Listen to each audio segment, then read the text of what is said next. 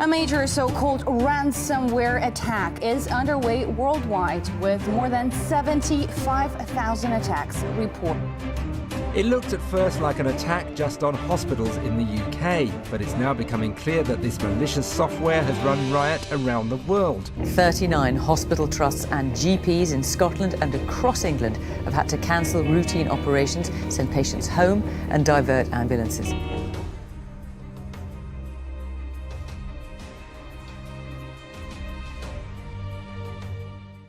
Almost 3 years back from now, malwaretech has saved the world from WannaCry. In today's episode, we are going to cover a deep dive analysis of WannaCry. Today's episode will be focusing on static properties of WannaCry malware. In the next episode, I'll try to come up with a memory image of a WannaCry infected machine, and I'll try to correlate both the analysis. So today's analysis and next episode analysis is going to be really fascinating for you guys. So without doing any further delay, let me grab some coffee and start the analysis.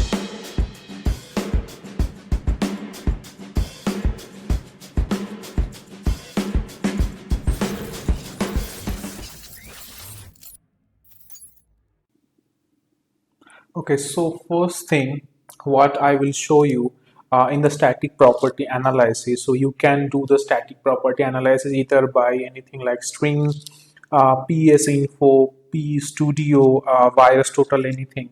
So what I have done, so yeah, as you can see, WannaCry bin file is my actual malware sample. So I have already loaded up the sample in pestudio format, and we are going to see the interesting string. So I'm not going to focus on really like MD5 and SHA values, etc., because there are a lot of information available already. So our important aspect is going to be the strings of this particular file. Now, if you come here and if you see that there are a lot of interesting string that is happening. So the hints are already given and some are blacklisted as well. So the hint that main files that you can see, this exe file, this another exe file, there are launcher.dll file, so there are some other DLL files as well. So in the file itself, so when you are analyzing the string, so there are a lot of interesting stuff going on, particularly in this malware sample. And definitely when a particular malware infect a memory or infect a system as such, so all of those malware samples, we should expect that the malware image and the malware sample can be retrieved from that particular string values as well, and those strings values also should be present in our malware sample and in our memory image as well. So we are going to explore that in our next episode. But as you can see here, this task scheduler.exe, this seems to be the initial factor of this WannaCry infection. So in a minute we will see that how actually the infection propagates. But first let us see what are the malware samples and what are the interesting string. So I guess this all we know, this is the kill switch. So the first one that the malware sends the beacon to. Next thing we can understand that this cmd.exe, then there is also interesting stuff that there is a mutex also been created. So this thing is really like interesting stuff when you are analyzing something and you see there should be a like persistence mechanism as per se. So mutex is really important to focus on. So again, task scheduler.exe file, there are some attribute files as well, as you can see, and these are like hints and arbitrary string that is going on. So and there are a lot of other DLL files as well. So we can check those file samples in running something like we can do file, and we can analyze that in any Linux sample as well. So what I am going to show you now, so let's check this particular sample in a Linux box, and let's do a string match. And so it is like this has a huge long list of strings, right? So, and if you go the statics properties or something like, so it imports a lot of things like kernel.dll files. Then it imports, there are like winnet.dll files. So there are a lot of things that is happening in this current malware. So there are some libraries as well if you focus on. So these libraries should be packed in the malware sample, and it will be unpacked when you actually run the malware sample. So we are not doing the dynamic analysis in this episode, but I have run this malware in one of my VM, and that collected memory sample I'll show you in the next episode. So what are the things like indicators, that the indicators that also very interesting, that so Microsoft executable, obviously there is like no other reason. So 65, 68 by virus total, obviously it has to be like that. So the size of resource is bigger than the max threshold. So that means this particular file should be packed, and it will unpack itself when it loads into the memory, right? So in the next thing also, this is interesting that this file references a URL pattern. So this is a kill chain, we all know, right? So the malware sends this request to this domain, and it is not present, it doesn't get any response, so it starts the propagating feature. So original file name could be interesting thing, something.exe. So we do not know, like it could vary a lengthy process, and it can have a lot of things like that way. Okay, so let's start our SIFT workstation now, and let us also check out that what could be the other strings that we could be also interested in to check out apart from this pestudio portal. Okay, so as you can see, I have booted up my SIFT workstation, and this is my malware sample file. It is restored. So what I'll do, let me quickly open up a terminal over here, and this is our sample file, right? So what we will do, first let us check that what could be this file format. We are expecting this is a executable file, and as you can see rightly, this is a p executable Windows format. So what could be the format, dot extension could be, doesn't really matter. So it ultimately has to be executable, as we are checking obviously WannaCry, right? So there is no other reason. So now let us check that if in this file, if there is anything like apart from the kill chain, if we can identify any other HTTP or HTTPS or as such domain name that could be identified, right? So we can check that. We can simply write a strings command, and we will mention the file name. And sorry, so there are a lot of strings, so my mistake. Let me clear up the screen, and I want to only grep which is like HTTP. Awesome. So as you can see here, so there are really interesting stuff. So this is my kill chain, obviously, no doubt. So let me search if there is anything HTTPS. Nothing is HTTPS. So let us check also DNS. Okay, this is a DNS stuff, interesting, but I don't think this is actually a DNS traffic or anything. So it just simply matching my DNS string. Okay, so what I can do next, let me check what could be if there is any exe. Okay, so these are the exe file that is present in the file string match. So this clearly indicates that these all strings should be dropped in my machine when I will be running it in my virtual machine or anything like that. So we will see up in the next episode. Anything that could be suspicious or anything like that that we can identify, right? So the next thing also what could be really interesting, let me check like if we have anything like mutex, right?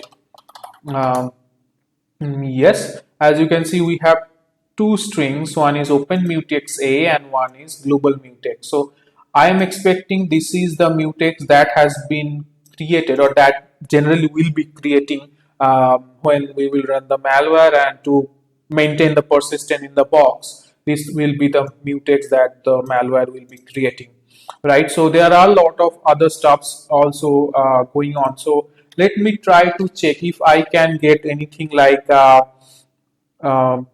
Bitcoin wallet address or something. The nothing as wallet, so that is interesting. So that means there is nothing packed inside the string match.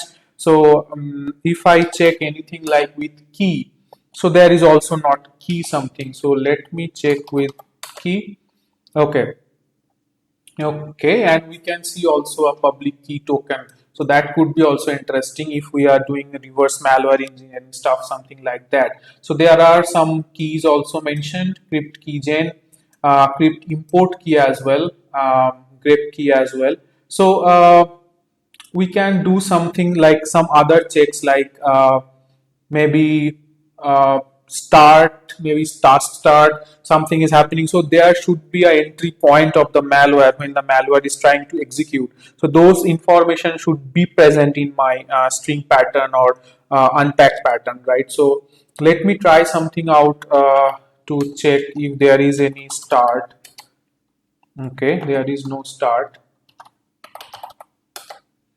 Okay, yeah, as you can see, so these should be the functions. So what I am assuming that these should be the functions, and if we start debugging that particular malware, so that malware could also be a starting point. So definitely this feature. So when you are practically doing a malware analysis, so this all keywords and these all strings should be your indicator of compromise. So you need to jot down this, and you need to try to match infected machine and to identify how that particular exe or how that particular key or anything is getting dropped on the machine. That is your keystroke that you need to identify. Okay, so let us check if we something see WNRY. Okay, lot of things happening. So that means this could be your something like storage, the way the malware is getting stored on the box. So there are like a lot of thing happening. So lot of arbitrary commands is going on. So now if you see that, okay, so it seems to be functions calling, and these are all looks like language version. So whatever language may be. So you remember when that famous red screen appears or something is happening on the machine and the attacker try to communicate with you, it needs to communicate via local language, right? So that could be a specific scenario, and the language information can be attributed from your machine itself. So I believe this could be those information the attacker could be using. So that is the reason. So whatever the language options available. So this is a really interesting stuff to identify that which particular countries or location this particular malware has been targeted. So we can see a hell lot of countries. So we can identify and we can tell that these countries may be initially identified, right? So let me try something out else. So I can try out. So maybe let me clear up the screen here, and let me try something like WNCRY. Nothing. So okay, NACRY, because that should be the file name anyway. So I am not getting anything related to that.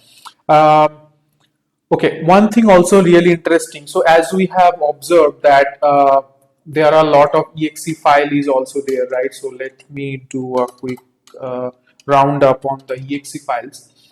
So what we can do, we can also dump these files from the memory sample and memory analyze, and we can check the strings of these files as well. So that string match and that string could also give us a really good information in terms of how that malware is actually propagating on the end machines, right? So that we are going to explore in the next video. So what I have also done while I was infecting my particular VM as such with this WannaCry infection, I have captured the PCAP file as well. So let me open that PCAP file right now. So what we can see, in this particular PCAP file, this DNS communication has been sent to this particular domain. So we all know this particular domain is the killchain domain of this malware. So as we can see here, there is two DNS query went to this particular domain. So that really clears up your idea that when the investigation happens and when this malware starts executing its own feature, this particular DNS query has been launched, and without the DNS query it was absolutely no result. So what I did, I set up a INET server, and using that I faked the DNS server and I stopped my connection to reach out this particular domain and the internet itself. So my system eventually understood that WannaCry has to be loaded up and my system got encrypted. So like that way I investigated the dynamic analysis. Okay, so the next up, if we see that we have seen a lot of SMB communication is happening, so that is the next stage of this infection. So in few minutes we will see how the actual infection happens. So when your machine is working as a patient zero, so it always needed that there are also other machines at the back end which is vulnerable to that SMB attack also will be queried by your machine. So that will launch as a general scan to your machine.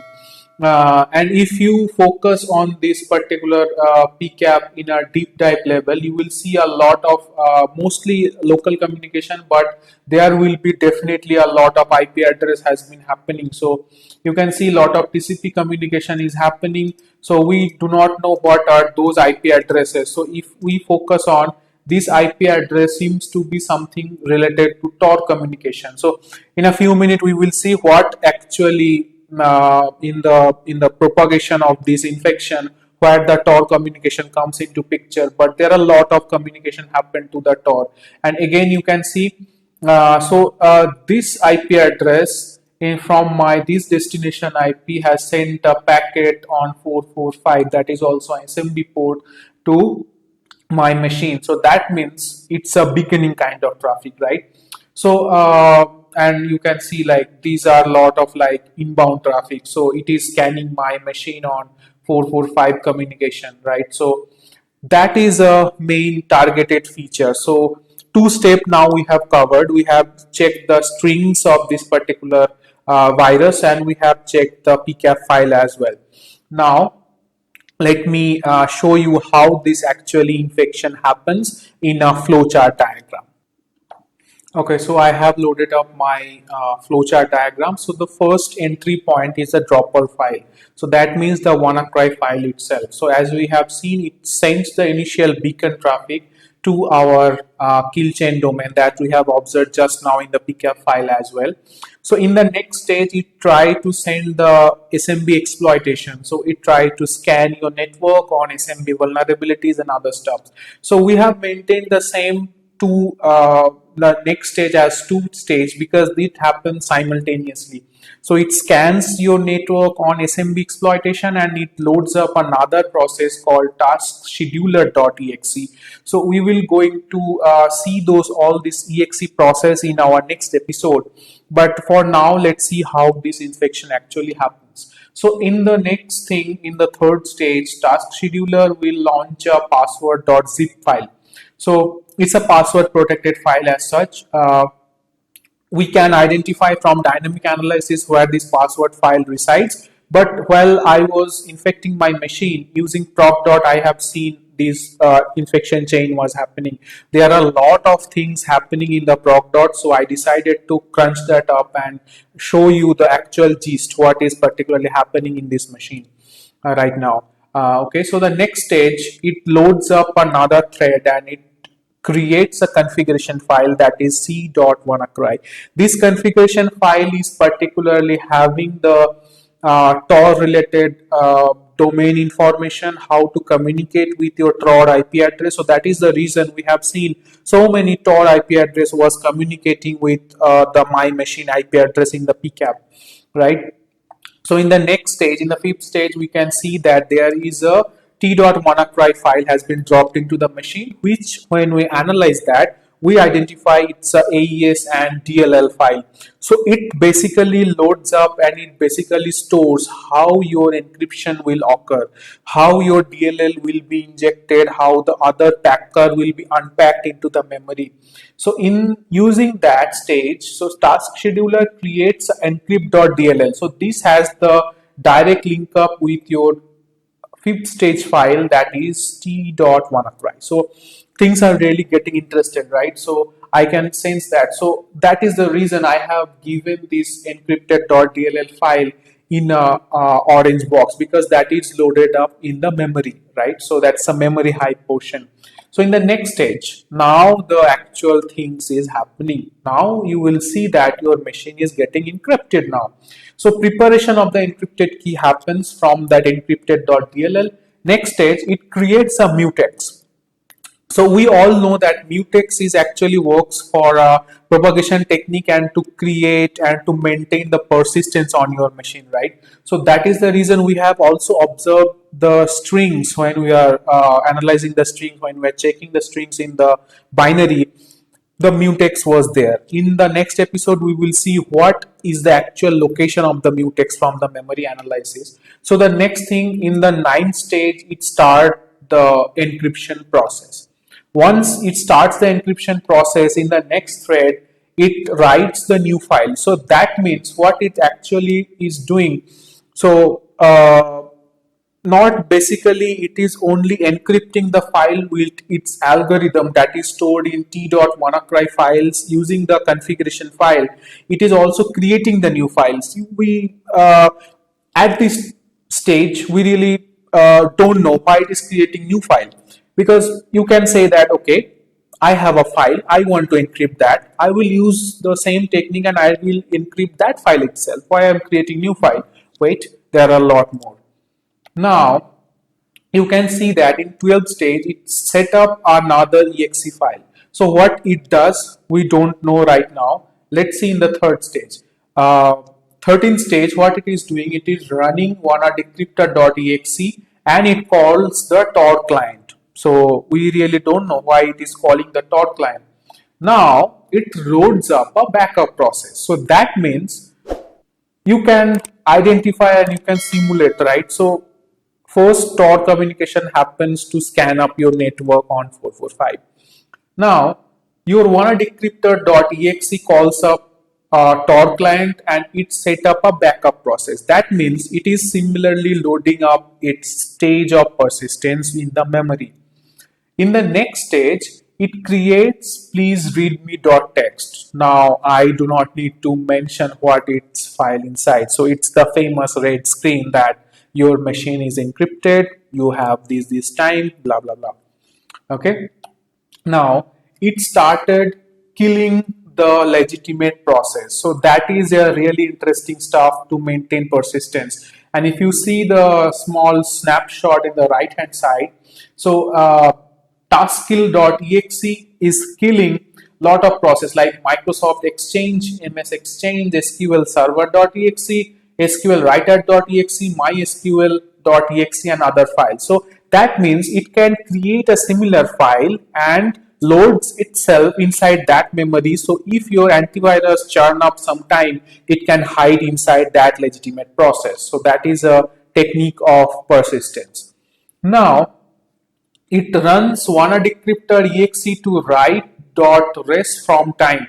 So that is also directly could be related to your timeline. So when you have a file and you want to clean up all its timeline files. So in Windows we have a feature called like we can get back our files from original timeline, right? So if today my file get encrypted, if I boot my machine on safe mode, if my backup file is stored, there is still some amount of possibility that I can get back my file from my previous storage space and the last successful booted storage space, right? So what it's doing, it is deleting that as well. Now what it does, delete volume shadow copies. That means it is deleting all your hope, all your probability to get back your file from like could be a anything like file carving system. If you load up a hex editor and if you try to identify, okay, looking the header, this could be an image file and I don't need to pay the ransom, I will simply carve it out. There is no option, because now you can jot down what is actually doing. In the 10th phase, it is creating new files. Okay.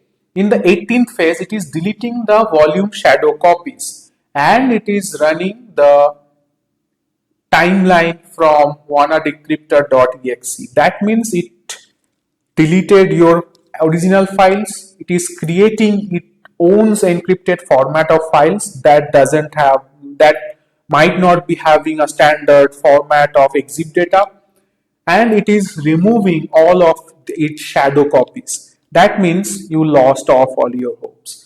So I guess you understood how that kill chain occurs and how that infection propagation happens in the memory or in the system at backend when WannaCry gets loaded into your system, right? So what do you think, guys, about this particular episode? Please let us know and let me know in the comment section below. In the next episode, we are really going to explore the memory analysis skills, and the same memory we are going to take, for which we have shown you the all the analysis steps right now. Okay, so we are going to explore all the 18 stages, and we are going to see where the malware residence is happening on the memory and how we can map all these 18 stages, and the strings that we have captured right now can be identified from a volatility angle and from a volatile memory analysis angle as well. Okay, so meanwhile, I'll also encourage you to see my other videos that I have made for memory forensic to brush up your skill, how you can write volatility plugins, how you can load the plugins as such, and how you can identify the small tips and things that is happening preliminary on your memory analysis skills. Okay, so because in the next episode is really gonna be interesting, because I am going to focus on the deep skills, what is really needed to show on, really needed to identify what is happening on a particular memory when we are doing a malware analysis. Okay, so I hope you guys have enjoyed this session, and the next session will be a really big one, so please do not miss that. And if you like this one, please don't forget to subscribe and hit the like button, so that we get fascinated from your views. And whatever question, whatever query you might have,